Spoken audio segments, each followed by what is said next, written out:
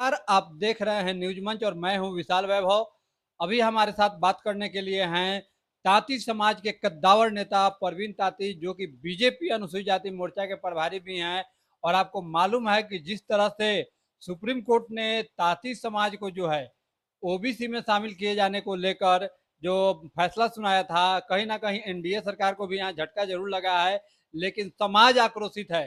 क्या कुछ कहेंगे सर? लगातार जो है समाज में इसको लेकर चर्चा है, क्या कुछ कहेंगे सर? देखिए, स्वाभाविक है।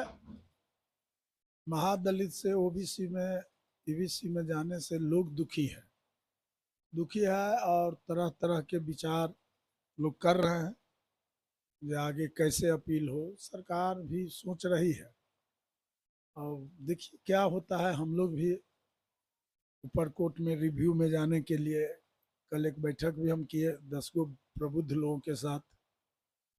तो ये है, सरकार भी सोच रही है कि भाई हमने किया तो उसको पुनः स्थापित कैसे करें, उसमें सारे लोग लगे हुए हैं। आज भी सम्राट चौधरी जी से बात हुई है, कल नित्यानंद जी से बात हुई, माननीय केंद्रीय राज्य मंत्री श्री नित्यानंद राय जी से बात हुई, आज प्रदेश अध्यक्ष भाजपा के श्री सम्राट चौधरी जी से बात हुई।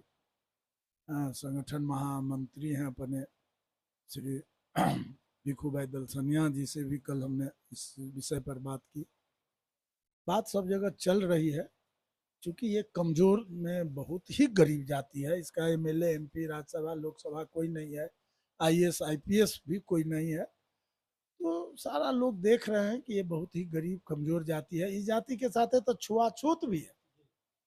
चूंकि डॉक्टर पीए पुनिया आए थे, अनुसूचित जाति के आयोग आए थे, 14 की बात है। तो उन्होंने कई बस्ती में बिद्दुपुर में गया तो देखा कि भाई इनके साथ छुआछूत है। चमार समाज के लोग ढोल बजाएंगे, खाना नहीं खाएंगे क्योंकि अछूत है, सीधा ले लेंगे, पैसा ले लेंगे। इस तरह से डॉक्टर पीए पुनिया भी स्वयं जांच किए थे। उन्होंने भी अनुशंसा किया कि जाति को अनुसूचित जाति का सुविधा मिलना ही चाहिए।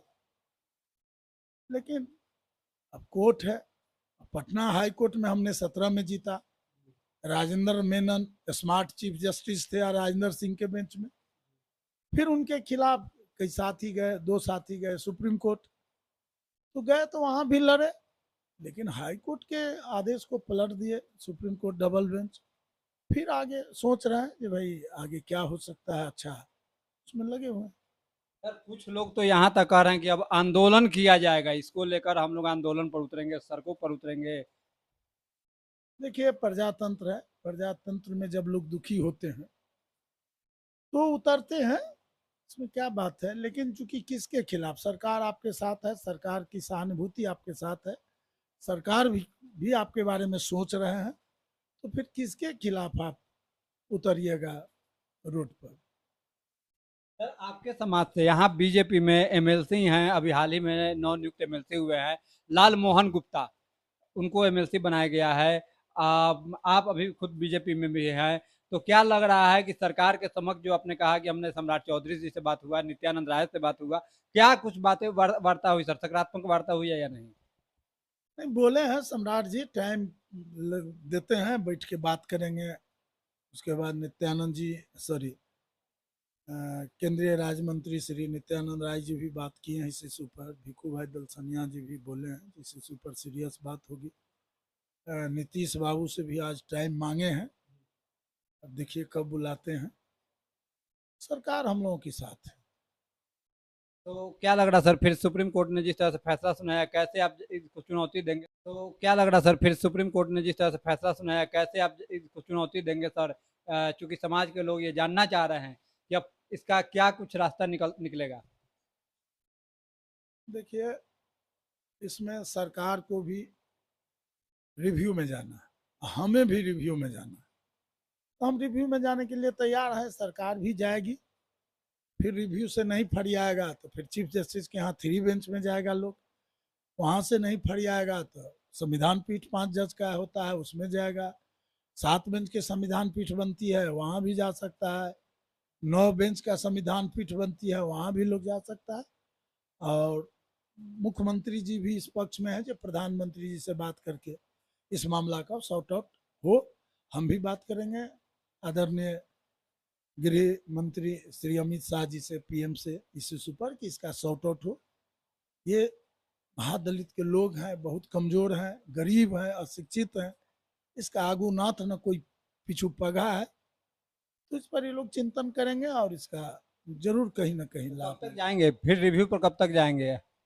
रिव्यू पर बात हो गई है, जल्द ही जाएंगे रिव्यू के लिए। क्या कुछ कहेंगे? अभी ताती समाज जिस तरह से आक्रोशित है, वैसे लोगों को क्या संदेश देंगे अभी आज आप? देखिए, आक्रोशित होने से कुछ नहीं होता है। यहाँ लोग बुद्धि विवेक लगाएं और सभी मिलके एकता बना करके इस लड़ाई को आगे लड़ें। सरकार साथ है, बहुत चिंता का विषय नहीं। तो क्या लग रहा है कि मामले का समाधान अब जल्द निकलेगा? हाँ, कहीं ना कहीं देर सवेर मामला का समाधान होगा। तो देखिए, ये थे हमारे साथ परवीन ताती, जो कि का सर एक आखिरी सवाल होगा कि आप केस में इंटरवेनर भी थे सर। जी, हाई कोर्ट में भी केस हम जीते थे और सुप्रीम कोर्ट में भी हम इंटरवेनर हैं। तो क्या कुछ लगता है सर, इंटरवेनर हैं, अब आगे इसका क्या कुछ फायदा आपको मिलेगा?